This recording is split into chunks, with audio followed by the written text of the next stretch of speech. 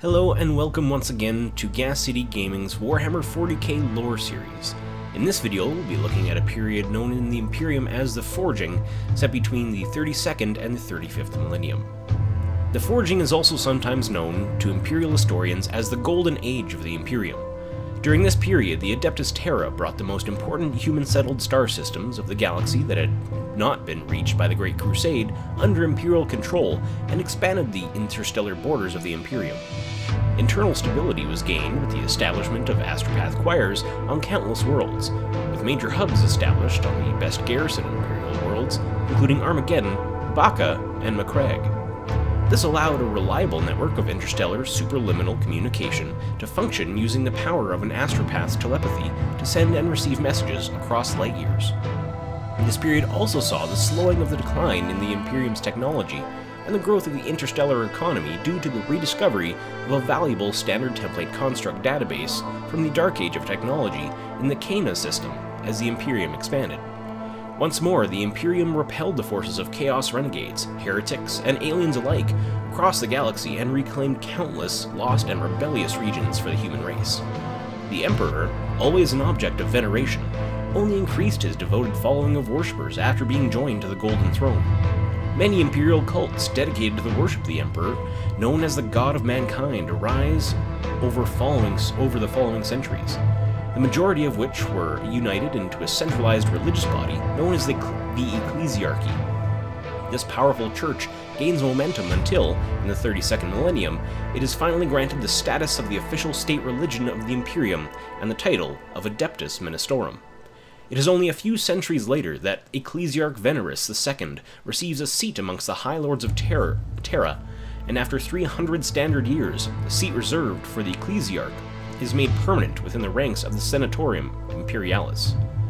In the 646th year of the 32nd millennium, Agnathio, the chapter master of the Ultramarines, unites over 50 leaders from other chapters of Space Marines and arrives upon Terra. Such a show of power and faith puts an end to the squabbling for the contentious seats of the High Lords of Terra that has consumed the differing factions since the beheading. In locked council with the mightiest of mankind's warriors, such matters were quickly sorted out. None know exactly what was done or said, but when the Space Marines departed back to their far-scattered missions, there once again sat 12 High Lords of Terra. If there was further dissension, none dared speak it aloud. In the 888th year of the 32nd millennium, the Imperium was consumed by the event known as the Astropath Wars. There is no further information on this conflict available in Imperial records. In the 910th year of the 32nd millennium, the event known as the Firestorm unfolded. There is no further information on this conflict available in Imperial records.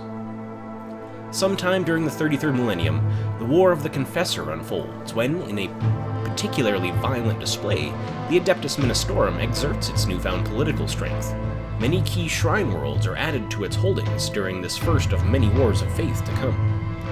In the 265th year of the 33rd millennium, Admiral Users of the Imperial Navy was cast down by the High Lords of Terra for becoming too ambitious. However, he is still too powerful within the Navy to be executed without initiating a costly civil war, so he is instead dispatched on an exploratory mission to the intergalactic gulf beyond the Milky Way.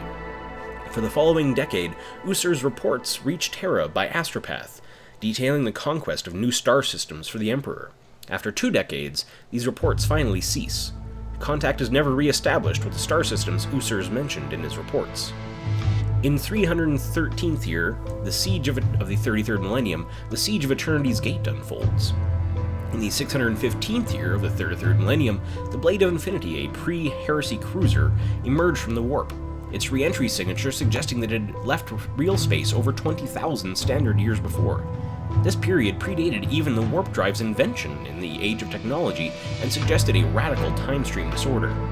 Vox transmissions picked up the form the vessel suggested that the Blade of Infinity was trying to communicate some type of warning. But before much could be deciphered, the ancient starship disappeared once again into the warp. In its wake arrived an invasion fleet of Chaos Space Marine legions, the archenemy of the Imperium, who wreaked much havoc. The Blade of Infinity re-emerged from the warp several more times in subsequent years, always as a harbinger of further incursions into Imperial space by the forces of Chaos from the Immaterium. In the 831st year of the 33rd millennium, during what became known as the Year of the Ghosts, the Honored Dead rose up in the Segmentum Solar to drive back the terrors of the warp. Sometime during the early years of the 34th millennium, a great threat to the Imperium arises beyond the ghost stars. Even today, its true nature remains suppressed. The ravages are said to cause extermination of a score of Space Marine chapters and souls unnumbered. Much of the extant evidence relating to this event has been censored or purposely destroyed by the Inquisition. There are contradictory indications which describe the nature of the threat as both a star-spawned plague that swept away scores of worlds and to nightmare engines that slaughtered the populations of whole sectors. This threat is remembered only as the Pale Wasting. In the 401st year of the 34th millennium, the terrible crisis known as the Howling unfolded. Black Templar Space Marines ended the Catalexis heresy by executing the Cacodominus, an alien cybernetic psyker whose formidable powers allowed it to psychically control the population of 1,300 star systems. Unfortunately, the Cacodominus' death scream was amplified by the warp and burned out the minds of 1 billion human astropaths while it distorted the beacon of the Astronomicon. Millions of starships were lost in the resulting upheaval, and entire subsectors of the Imperium slid once more into barbarism without the dictates of the Adeptus Terra to guide them. It is a terrible price to pay for victory. Following a fierce warp storm bursting from the Eye of Terror in the 666th year of the 34th millennium, the first of many warp stars are sighted. The tendrils of their power pulled many starships or small planets that fell within their reach to a grisly, if spectacular doom. In the 934th year of the 34th millennium came the warnings of the craft world Ulthway to the Imperium.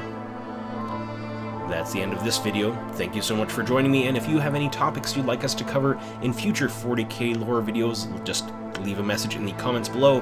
Don't forget to like, share, and subscribe to this video to help support me in putting out these videos for you. Thank you so much for listening, and remember, the Emperor protects.